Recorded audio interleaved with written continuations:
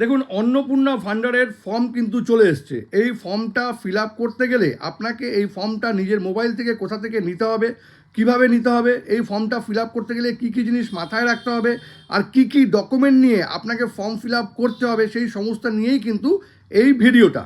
তো অন্নপূর্ণা ভান্ডারে যদি আপনাকে ফর্ম ফিল আপ করতে হয় তবে প্রথমেই গুগলে চলে যেতে হবে। এখানে আপনি লিখে দিন অন্নপূর্ণা যোজনা, দেখুন লেখা আছে, বা socialsecurity.wb.gov.in। এখানে গেলেই কিন্তু এরকম একটা পেজ ওপেন হবে। এখানে দেখুন download your form in English, Bengali আর হিন্দি, তিনটাতেই কিন্তু ডাউনলোড করা যাবে। আপনি যেই বেঙ্গলিতে ক্লিক করবেন আপনার একটা 12 পাতার ফর্ম কিন্তু ডাউনলোড হয়ে যাবে। এটাকে আপনি প্রিন্ট আউট নিয়ে নেবেন। আর অনলাইন অ্যাপ্লিকেশন কিন্তু 1 তারিখ থেকে চালু হবে। এটা কিন্তু আমি যেটা বলছি সেটা হচ্ছে অফলাইন। 12 পাতার এই ফর্মটা কিন্তু আপনার ডাউনলোড হয়ে যাবে। এইবার অন্নপূর্ণা ভান্ডার সংক্রান্ত কিছু ইম্পর্টেন্ট কথা আমি বলবো। এই ফর্মটা ফিল আপ করতে গেলে আপনার কী কী ডকুমেন্ট কিন্তু জানা জরুরি। দেখুন, এখানে আমি লিখে রেখেছি, প্রথমেই হচ্ছে আপনার আধার কার্ড। আধার কার্ড কিন্তু খুব দরকার। সেকেন্ড হচ্ছে ডিজিটাল রেশন কার্ড, এটাও কিন্তু আপনার থাকতে হবে।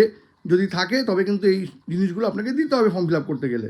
ঠিক আছে, অ্যাকাউন্ট নাম্বার, আইএফএসসি কোড, যেই অ্যাকাউন্টে টাকা আসবে সেই অ্যাকাউন্ট নাম্বার, তার আইএফএসসি কোড।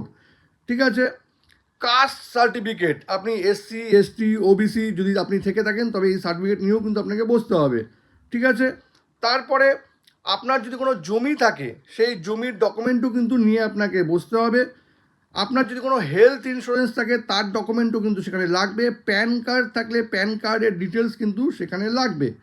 ঠিক আছে, আচ্ছা, আপনার বাড়িতে যদি কেউ পেনশন হোল্ডার থাকে তবে কিন্তু সেই পেনশন হোল্ডারেরও কিন্তু ডকুমেন্ট দরকার পড়বে। যদি কোনো জিএসটি থাকে তবে জিএসটি সার্টিফিকেট কিন্তু দরকার পড়বে। ঠিক আছে, যাদের এসআইআরের নামটা বাদ গেছে, ভোটার আইডি কার্ড যাদের নেই, ভোটার আইডি কার্ডটা ক্যান্সেল হয়ে গেছে, এসআইআর থেকে বাদ হয়ে গেছে, এবার 2026-এ তারা যদি সিএতে অ্যাপ্লাই করে থাকেন তবে সেই ডকুমেন্টও কিন্তু তাদের লাগবে।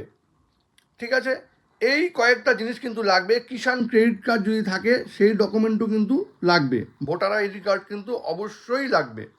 তো এই কয়েকটা জিনিস কিন্তু খুব ইম্পর্টেন্ট। যে কটা আমি বললাম সেই কটা কিন্তু খুব ইম্পর্টেন্ট। আপনার নামে যদি কোনো জমি থেকে থাকে সেই জমির ডকুমেন্টও কিন্তু এই ফর্ম ফিল আপ করতে গেলে আপনার দরকার পড়বে।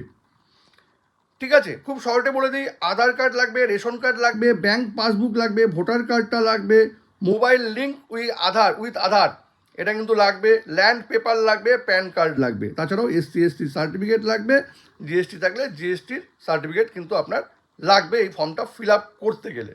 ঠিক আছে, এইবার এই ফর্মটা কিন্তু 1 জুন থেকে শুরু হবে, 90 দিন পর্যন্ত কিন্তু এই ফর্ম ফিল আপ আপনার চলবে।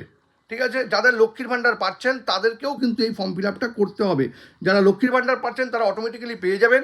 এবার এই ফর্মটা জমা দেওয়ার পর যখনই প্রসেস হয়ে যাবে তখনই কিন্তু আপনি অন্নপূর্ণার ভাণ্ডার পেতে শুরু করে দিবেন, তখন লক্ষ্মীর ভাণ্ডারটা ক্যান্সেল কিন্তু হয়ে যাবে।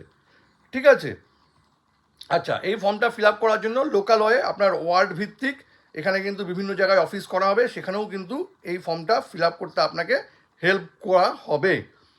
আরেকটা জিনিস হচ্ছে 2 তারিখের পর 2 জুনের পর 3 তারিখ থেকেই কিন্তু এই যে লক্ষ্মীর ভাণ্ডারের টাকা আসা শুরু হয়ে যাবে। যাদের ফর্ম একদম কমপ্লিট হয়ে যাবে তাদের কিন্তু টাকা আসা শুরু হয়ে যাবে। আর গ্রামাঞ্চলে কিন্তু বাড়ি বাড়ি গিয়েও কিন্তু এই ডকুমেন্ট দিয়ে আসা হবে বা এই ফর্ম ফিল আপ করতে আপনাদেরকে হেল্প করা হবে। সুতরাং এই কয়েকটা জিনিস কিন্তু আপনাকে মাথায় রাখতে হবে। অনলাইন যখন অ্যাপ্লাই করা শুরু হবে তখন ডেফিনেটলি অনলাইনে আপনি কীভাবে অ্যাপ্লাই করবেন সেটাও আমি দেখিয়ে দেবো। তো এই 12 পাতার ফর্ম ফিল আপ করতে কিন্তু আপনার এই সমস্ত ডকুমেন্ট নিয়ে আপনি বসবেন, তবে কিন্তু খুব সুন্দরভাবে এই ফর্মটা আপনি ফিল আপ করে দিতে পারবেন। এই ভিডিওটা যদি ইনফরমেটিভ হয় তবে কিন্তু এটাকে অবশ্যই শেয়ার করবেন।